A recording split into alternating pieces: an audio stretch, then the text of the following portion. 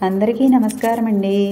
ఈరోజు కురుమద్దాళి విజయలక్ష్మి గారు రచించిన అందమైన అపశృతి అనే కథను విందామా? రాజాగారి నుంచి కబురు రాగానే స్వాతి కోరికపై స్వాతిని వీల్చైర్లో కూర్చోబెట్టుకుని రాజాగారి గదిలోకి శృతి కూడా వెళ్ళింది. అదే మొదటిసారి రాజాగారిని చూడడం. నళినీదేవికి 38కి మించి ఏళ్లు లేవు కాబట్టి రాజాగారికి 50 లోపే వయసు ఉంటుందని అనుకుంది. శృతి అంచనా పొరపాటైంది. రాజాగారికి 69 ఏళ్ళు. అయితే దృఢకాయుడు కావడం వల్ల అంత వయసు ఉందా అనిపిస్తుంది. వెండితీగలాంటి జులపాల జుట్టు, విశాలమైన నుదురు, పెద్ద మీసాలు, తీక్షణమైన చూపులు, సహజ గాంభీర్యంతో ఉన్న భారీ మనిషి కావడంతో చూడగానే ఎవరికైనా గౌరవభావం కలుగుతుంది. ముందుగా పెదవి కదపడానికి ధైర్యం కలగదు.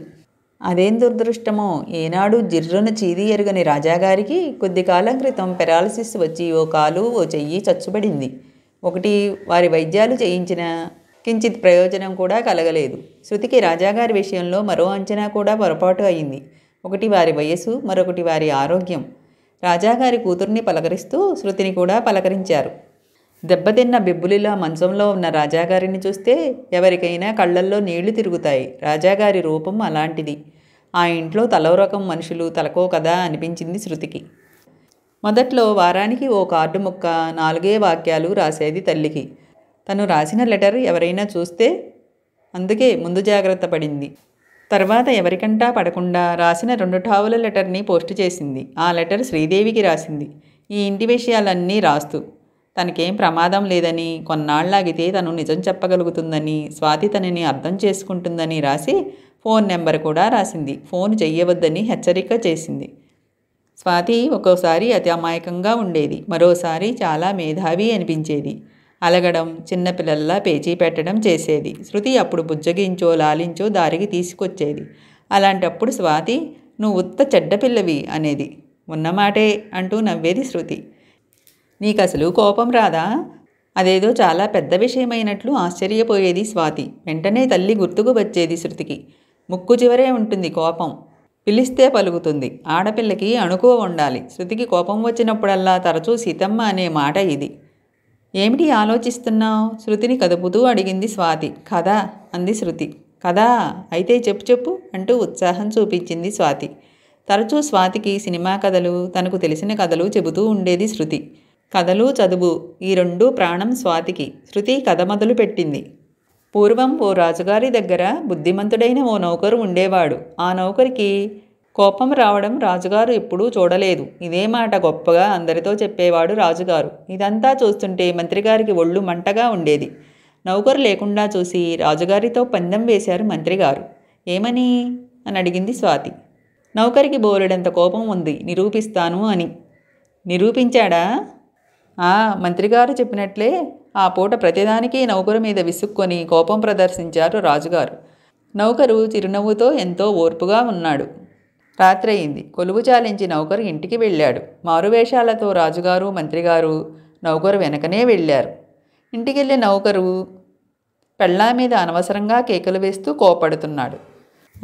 అర్థమైంది. ఆ తర్వాత కదా నేను ఊహించి చెప్పగలను" అంది స్వాతి. "చెప్పు చూద్దాం" అంది శృతి.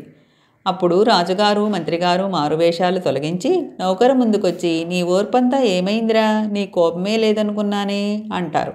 అప్పుడు ఆ నౌకరు "మహారాజా, నేను మీ దగ్గర నౌకర్ని. యజమాని ఎన్ని అన్నా నౌకరు ఓర్పుగా పడి ఉండాలి. అందుకే ఉంటున్నాను" అంటాడు. "బాగానే ఉంది. నీ భార్య మీద అంత కోపం ప్రదర్శిస్తావేమిరా" అని రాజుగారు అడిగారు.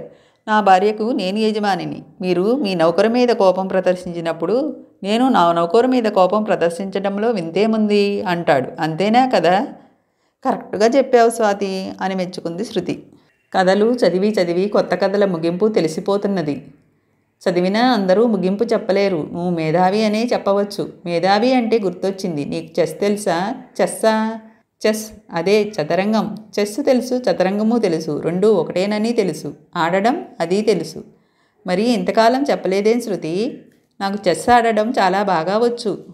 నాతో ఆడేవారు లేక మూలన పడేశాను. చదరంగం కనిపెట్టింది ఎవరో కానీ మా గొప్ప ఆట.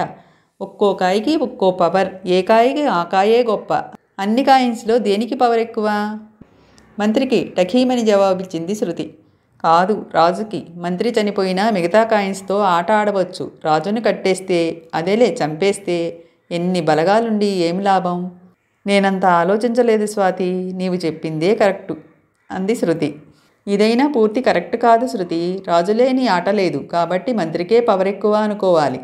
పేరుకి రాజే గాని ఒక గడిని మించి జరగలేడు. తనని చంపేవాడిని చంపగల శక్తి ఉండి కూడా ఒక్కోసారి చంపలేడు. ఎదుటి పార్టీ సిపాయిలు 2 మూలాలుగా ఉంటే ముందు సిపాయిని చంపితే రెండో సిపాయి రాజు ప్రాణం తీస్తుంది. అందుకని ఆఫ్టర్ ఆల్ ఒక సిపాయిగాడికున్న పవర్ రాజుగారికి లేనట్టే అంది స్వాతి. ఇది కరెక్టే. అన్నిటికన్నా కరెక్టు నీ మేధ. అవునన్నది కాదని, కాదన్నది అవునని మాటల చతురతతో నిరూపించగలవు మెచ్చుకోలుగా అంది శృతి. నన్ను పొగడటం తప్ప మరే పని లేదు నీకు అంటూ అప్పటికప్పుడు మూలపడేసిన చెస్ బోర్డు కాయిన్స్ తెప్పించింది స్వాతి.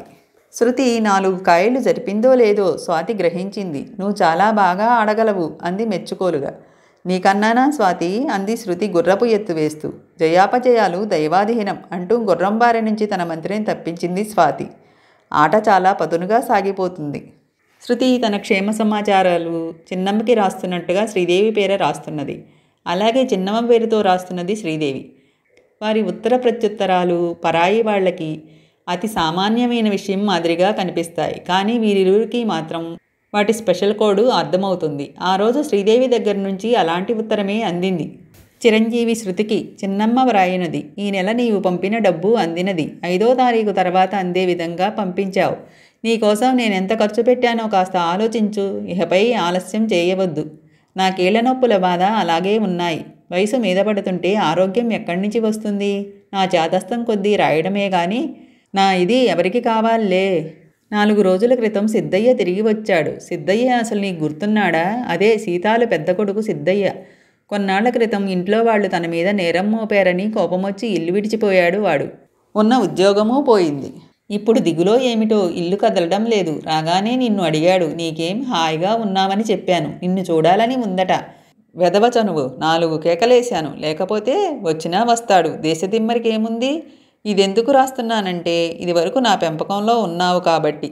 వాడిని అన్నయ్య అని వీడిని తమ్మయ్య అని పూసుకు తిరిగినా నేను జాగ్రత్తలు చెబుతూ ఉండేదాన్ని. ఇప్పుడు ఒంటరిగా ఉన్నావు. ఆడపిల్లవి. ఎవరితో ఎంతవరకు ఉండాలో అంతవరకే ఉండు. ఈ ముసలిదాని మాట వినేదేమిట్లే అని నిర్లక్ష్యం చేయకు. నీ కాళ్లపై నీవు నిలబడగల శక్తి వచ్చింది కదా అని పిచ్చివేషాలు వేయకు. నీ చిన్నమ్మదయ్యే లేకపోతే వీధులు పాలయ్యేదానివి. ఇంట్లో అందరికీ తలో రోగము. అడ్డెడు తప్పాలకే రోగములే అని ఓ సామెత ఉంది. అలా ఉంది నా పరిస్థితి. 2 పిల్లలున్నారు. ఇంకా ఒక్కరూ చేతికి రాలేదు. నువ్వు పంపే ఆ 4 రాళ్లే కొంత ఆధారము. నెల నెలా తొందరగా అందేలా డబ్బు పంపుతూ ఉండు. ఉన్న చోట మంచి అనిపించుకుని మెలుగు. నీకే ఖర్చు లేకపోతే కాస్త ఎక్కువ డబ్బు పంపు. ఇంతే సంగతులు. ఇట్లు నీ చిన్నమ్మ. ఒకసారి కాదు, 2 సార్లు కాదు, పైనుంచి కింద దాకా గబగబా ఏ 10 సార్లో ఆ లెటర్ చదివింది శృతి. ఆ లెటర్ మరొకరి చేతిలో పడ్డా ఎవరూ అనుమానించరు. ఆ జాగ్రత్త ముందే తీసుకుంది శృతి.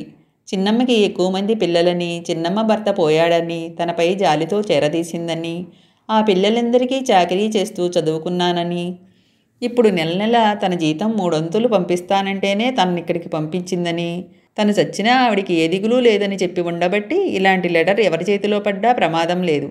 పైగా లెటర్స్లో కూడా ఈ పిల్ల మీద సాధింపులు, అధికారం చలాయించడమునా అనుకుంటారు. లెటర్ బాగానే అర్థమైంది శృతికి.